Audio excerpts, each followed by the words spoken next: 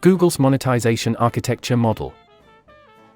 Hey Dave, Google's on trial and the CFO wants me to explain how they make money. Can you help? Hi Tom. Yeah, they're being sued for having a monopoly on search. If it quacks like a duck. Of course, let's run through a couple of charts and a few frameworks to explain. Thanks, Dave. No worries. Put this statistic chart up on the big screen for context. In short, Google's gone from $0 to $300 billion annual revenue in just 25 years. I think I have a framework you can use for the CFO. Open this ontology PDF. Colorful.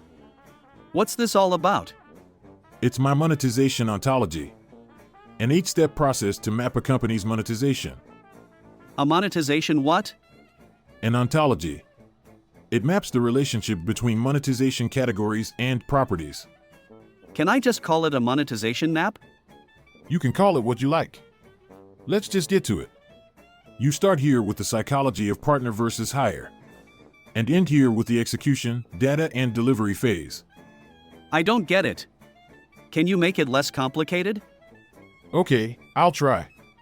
Think in terms of why, who, how, what, when, and where you monetize. This is the full stack. We'll go through each one and then map Google's. Step 1 is deciding if your product is a partner or a hire as seen through the eyes of your customers/clients. Okay, but aren't all products and services hired? For partners, the charge is viewed as price of success rather than a cost. For hires, the customer views your product or service as being hired to carry out a task or series of tasks. For example, 99% of companies refer to an employee's salary as a cost, not investment in human capital. The customer views your product as a partner or co-creator in achieving their outcomes. Advertising and marketing agencies are examples. Google is a partner. I know everybody loves to hate it, but to its clients, say, agencies, it's certainly a partner in their success. Digital marketing agencies often charge 15 to 20% of advertising spend as fees, so Google is very much aligned with their outcomes. More spend, more revenue for agencies and their brand clients. Okay. Got it. Agencies need Google as much as it needs them. A Faustian pact. So now we can go through step 2. Orientation. Who we charge, i.e. who pays. Orientation. Okay. You mean the economic buyer? Yes. Who you gear the product to affects how you monetize. This can be direct or indirect. Kids play with toys, but parents buy. In this scenario, we're the kids, and agencies/brands are the parents. Google provides us all with free tools like search, maps, YouTube, etc., and we repay them with our attention that they can sell. Okay, I get it. Our attention is the product. So what's the next piece of this puzzle? This is one of the most important blocks. Here you make the choice between value-based or anchor-based. Okay. Think I've heard value-based before, but what's anchor-based? Anchor-based is generally where your pricing is about you or anchored on the market. Cost plus or market pricing are good examples.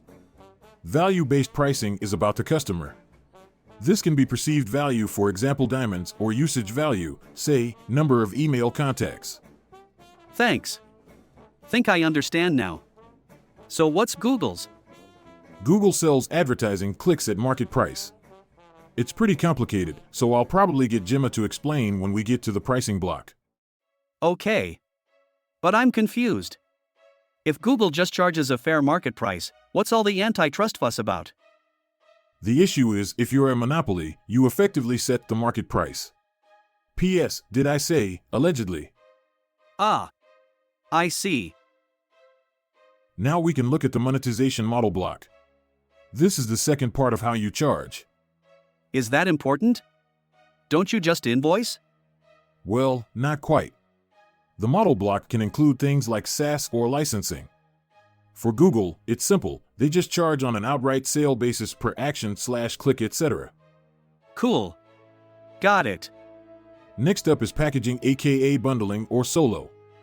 This area of monetization is often ignored. But you can build a big company with exceptional monetization packaging.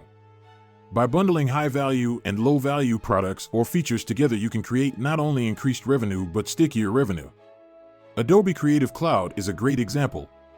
Venture capitalists always joke that there's only two ways to make money: bundling and unbundling. Microsoft are the kings of monetization bundling, and every YC startup is trying to unbundle Excel. Okay, got it. Bundling is great, but Google doesn't do it. Where next? Now on to monetization pricing. This is the area most companies focus on and where Google done changed the game. Ah, this the auction thingy that they do. Yes, exactly, the second price auction I can never properly explain. I'm gonna call on Gemma to help. Good idea, but let's ask her to keep it simple. Hey Gemma, can you help explain Google's auction and pricing model? Please keep it simple. Treat us as if we're 9-year-olds. No worries, I always do. Let's grab a meeting room. Google's second price auction. First, an overview. A second price auction is a type of sealed bid auction where the highest bidder wins but only pays the price of the second highest bid. This type of auction has a number of advantages, including: encourages bidders to bid their true value, is efficient. Second price auctions allocate to the bidders who value them the most. It is fair. Second price auctions are fair to both buyers and sellers. Okay, that's good. But how does it actually work? They sell ad space on the search engine and other websites. When a user searches for a keyword, the ad auction system picks which ads to display and in which order. Highest bidder wins and pays the price of the second highest bid. It's a complex formula, ranks bids based on long-term value, LTV. LTV is calculated as LTV equals bid price x predicted click-through rate, PCTR, minus beta. Ads with low quality need higher bids to win. Okay, so it's about advertising quality as well as price. Yes. Bids with negative LTV are eliminated. After LTV ranking, randomized generalized second price, RGSP, auctions are used. RGSP randomizes the final winner among top bidders. The winning bidder pays next highest bid plus 1 cent. RGSP aims to be advertiser-friendly and reduces constant bid adjustments. Thanks, Gemma. Think we almost get it. Google's success is keeping advertising quality above average while maximizing demand yield via auctions. Yes, that's it. Bye. While Facebook doesn't use the same auction pricing model, Google certainly influenced their thinking and gave them a proven monetization pricing block on which to iterate. I'm not sure that explanation was for a 9-year-old, but it was very helpful. Yep, that's why she's VP of Marketing. Digital marketing is a brutal and complicated business. Let's move on to monetization channels. The second price auction was definitely a game changer, but I think the last 2 map blocks really help explain Google's money machine. Why is the channel so important? Creating an online self-serve platform for placing ads opened up the market for everybody to advertise. Ah, I see. So that's your agency point earlier.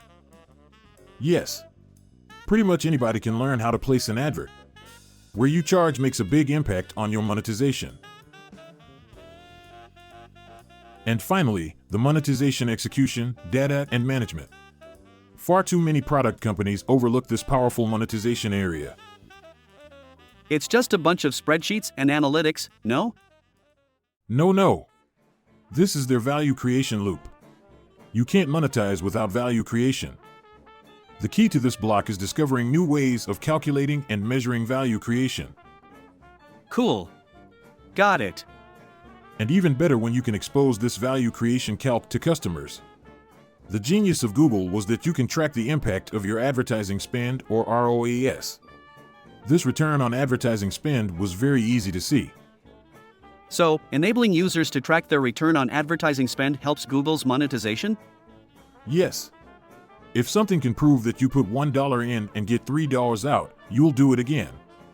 And again. Yes. Who wouldn't? And even better, they've inspired a whole bunch of analytics copycats, all helping to calculate value creation. Yes. I see. The key is to demonstrate value creation with data. That's it. Maybe the best monetization model in the world. I've drawn up a summary of what we discussed. Are you okay to take the CFO through this? Thanks, Dave. I think so. But I've included you on the meeting booked for next Wednesday at 4 p.m. Just in case.